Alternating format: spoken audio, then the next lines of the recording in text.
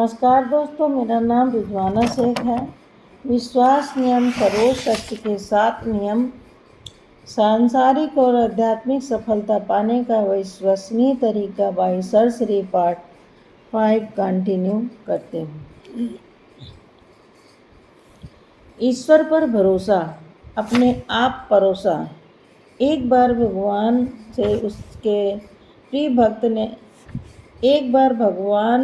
से उनके प्रिय भक्त ने कहा, प्रभु आप एक ही जगह खड़े खड़े थक गए हूँ। एक दिन के लिए मैं आपकी जगह मूर्त बन खड़ा हो जाता हूँ। आप मेरा रूप धारण कर कहीं घूम आए। भगवान मान जाते हैं, लेकिन शर्त रखते हैं कि जो भी प्रार्थना करने आए तुम बस उसकी प्रार्थना सुन लेना, कुछ बोलना नहीं। मैंने उन सभी के लिए प्लानिंग कर रखी है। वक्त मान जाता है। सबसे पहले मंदिर में एक बिजनेसमैन आता है और वह कहता है, भगवान मैंने एक नई फैक्ट्री डाली है, उसे खूब सफल करना। वह माथा टेकने के लिए नीचे झुकता है तो उसका पर्स गिर जाता है। वह बिना पर्स लिए ही चला जाता है। वक्त बेचैन हो जाता है। वह सोचता है, रोक कर उसे बताएं कि पर्स गिर गया, लेकिन सत्य की वजह से मौन रहता है। उसके बाद एक गरीब इंसान आता है और भगवान से कहता है, घर में खाने को कुछ नहीं, भगवान मदद करें। तभी उसकी नज़र पर्स पर पड़ती है। वह पर्स लेकर चला जाता है। तब तीसरा व्यक्ति आता है।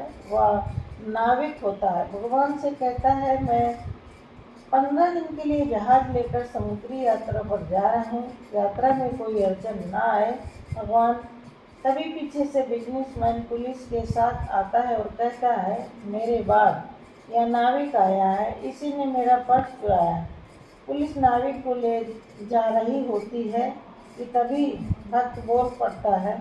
पुलिस भक्त के कहने पर नाविक को छोड़ उस गरीब को पकड़ कर जेल में डाल देती है।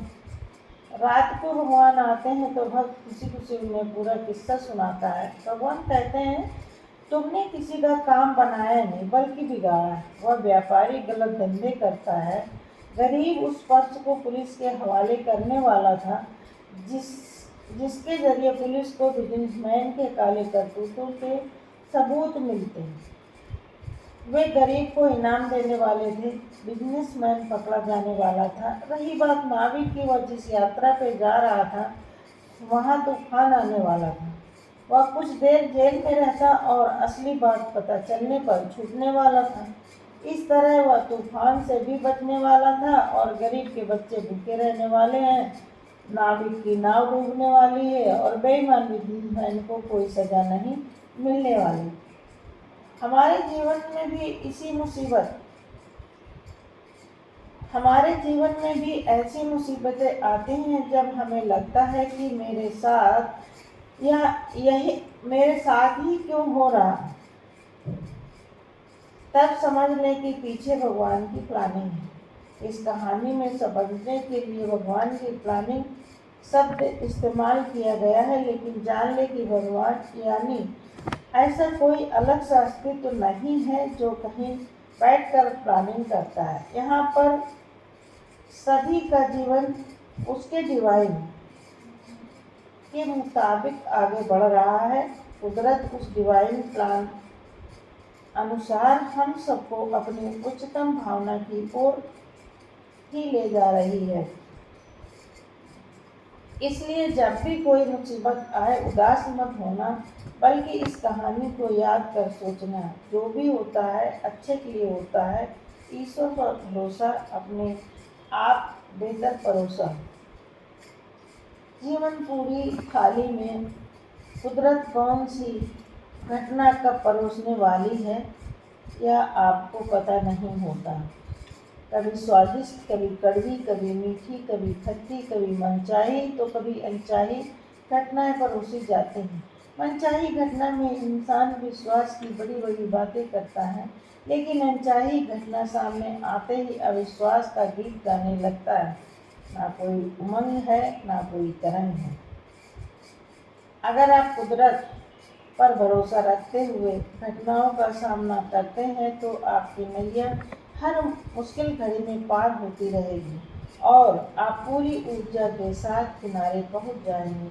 जैसे ही आप अपनी थाली में परोस कर आई हुई घटना को अस्वीकार करते हैं, आपके मन में दुखद भावना तैयार होती है। इससे वैसी ही दुख देने वाली घटनाएं रिपीट होती हैं। कोई भी घटना हो, सबसे पहले उसे ईश्वर की परोसन या ईश्वर का प्रसाद समझकर स्वीकार करें। विश्वास रखें, आपकी थाली में कुदरत आपको वही परोसती है जिसकी आपको ज़रूरत होती है। जैसे माँ बच्चे की थाली में कड़वा करेला उसके स्वास्थ्य के लिए ही परोसती है। वह जानती है कि बच्चे की ज़रूरत क्या है। उसी तरह कुदरत जानती है कि हमारी ज़रूरत क्या है, किस बात से हमारा विकास होने वाला है, किस बात में हमारी भलाई है। उसके अनुसार ही वह हमारे जीवन में घटनाएं परोसती है। अज्ञानवश हम उन पर सुखद या दुखद का ठप्पा लगाकर दुखी होते रहते हैं। ईश्वर पर भरोसा यानी आपका ईश्वर पर अटूट विश्वास है। जो भी घटता है वह ईश्वर का ही निर्णय होता है। जो हो चुका है उससे बेहतर कुछ हो नहीं सकता या आपका यकीन बन चुका है। कोई भी अनचाही स्थिति सामने आते ही आपको पक्का होता है कि यह घटना कुदरत ने परोस कर मेरे सामने रखी है। ईश्वर कभी गलती नहीं करता। जिस तरह समंदर में एक लहर ऊपर उठती है और दूसरी विलीन होती है, वैसे ही इंसान के जीवन में कभी सुखद तो कभी दुखद घटनाओं की लहरें आती जाती रहती हैं। सुखद घटनाओं में तो कोई भी खुश रह पाता है, मगर दुखद घटनाओं में ही इंसान के विश्वास की ईश्वर पर होने वाले भरोसे की परख होती है। ऐसे में यह समझ रखे कि उसके जीवन की हर घटना कुदरत द्वारा परोस कर दिया हुआ भोजन है, स्वयं ईश्वर द्वारा किया हुआ आयोजन है, तो वह इतना अविश्वास भरा जीवन जिएगा नहीं ना। कुदरत चाहती है सृष्टि का हर जीव उसके उत्तम विकसित रूप तक पहुँचे। जिस तरह आपके मोबाइल में ऐप अपडेट होते रहते हैं, उसी तरह कुदरत आपका अगला वर्जन यानी उत्तम स्वरूप निर्माण करना चाहती है। अगर आप अपने मोबाइल से बेहतर परिणाम चाहते हैं तो आप सबसे लेटेस्ट ऑपरेटिंग सिस्टम वाला मोबाइल खरीदते हैं, मगर तंत्र ज्ञान में क्रांति करने वाला इंसान यह भूल जाता है कि उसका मन और शरीर भी एक मशीन की तरह ही है। यदि आप इस यंत्र को किसी भी स्थिति में खुश और अकंप रखना चाहते हैं तो केवल समर्पण की शक्ति ही यह कार्य कर सकती है। समर्पण इस बात के लिए कि जो भी होता है बेहतर के लिए होता है। एक इंसान ने बड़े शौक से नया घर बनवाया। गृह प्रवेश करने के लिए एक दिन पहले ही उसका नया घर टूट गया। फिर भी उस इंसान ने अपने सगे संबंधियों को मिठाइयाँ बांटी। यह देखकर सभी आश्चर्यचकित रह गए और बोले, तुम पागल हो गए हो क्या? तुम्हारा घर टूट गया है और तुम मिठाइयाँ बांट रहे हो। तब उस इंसान ने एक नया दृष्टिकोण प्रस्तुत किया। उसने कहा, अगर एक दिन बाद मेरा नया घर गिरता तो मेरे पूरे परिवार की मृत्यु हो सकती थी। ईश्वर की यही इच्छा थी कि यह घर एक दिन पहले ही गिरे। इतना ही नहीं, जब दोबारा घर बनवाने के लिए उस इंसान ने खुदाई की, तब उसे जमीन के अंदर गड़ा खजाना भी मिला। आम दृष्टि से देखा जाए तो नए घर के टूटने को बुरी घटना माना गया, जबकि कुदरत बेहतर परोस कर देना चाहती थी। अगर आप इस समझ के साथ घटनाओं को स्वीकार करेंगे, थोड़ा धीरज रखेंगे तो हर घटना में छिपे आश्चर्य देख पाएंगे, वरना हर मौके को धोखा समझकर उससे दूर भागते रहेंगे। दुखद या बुरी लगने वाली घटनाओं को टेस्टिंग भी कहा जाता है, क्योंकि ये घटनाएं इंसान के जीवन में इम्तिहान की घड़ियां होती हैं। जिनसे होकर गुजरने से उसका विश्वास अधिक मजबूत होता है।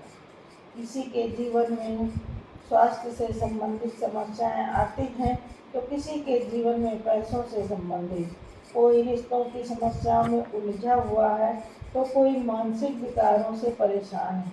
किसी परिवार में अचानक किसी प्रियजन की मृत्यु होने पर उसके जीवन में मानो अंधेरा छा जाता है। इन टेस्टिंग के बावजूद जो इंसान स्वयं पर ईश्वर पर भरोसा रखकर कार्य कर पाता है उसके जीवन में अच्छे परिणाम आते ही हैं। तब वह कह पाता है, अच्छा हुआ मेरे जीवन में ईश्वर ने फला फला समस्या परोसी, वरना मुझे बेहतर जीवन नहीं मिलता।